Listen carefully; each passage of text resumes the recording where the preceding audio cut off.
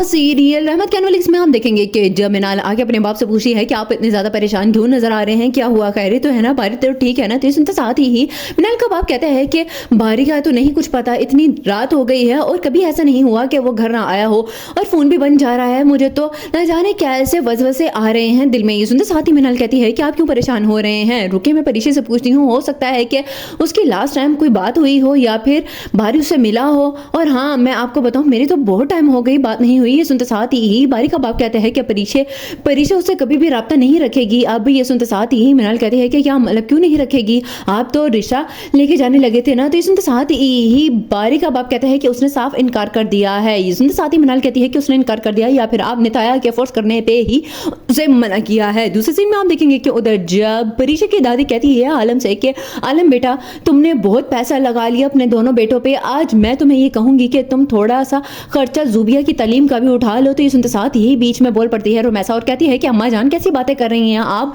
देखें आप तो ऐसा लग रहा है जैसे मौके की तलाश में थी, यहाँ काशिफ फेल हो वहां आप ये बात कर दें। ये सुनते साथ ही कहती है आलम की माँ कि मैं तुमसे बात नहीं कर रही हूँ, अपने बेटे से बात कर रही हूँ और तुम्हारे बेटे के ऊपर खर्चा करके मेरे बेटे ने देख लिया है ना। तो ये सुनते साथ ही रुमैसा कहती है कि हाँ, काशिफ को आप लोगों की नजरें खा गई हैं, मुझे तो लग रहा है कि जुबैदा ने ही कोई काला इल्म किया है, समीर को लगाए रखा बाजारों के चक्कर में और अब देखो जरा काशिफ की। सुनते साथ ही परीक्षा की दादी कहती है कि किसी ने कुछ नहीं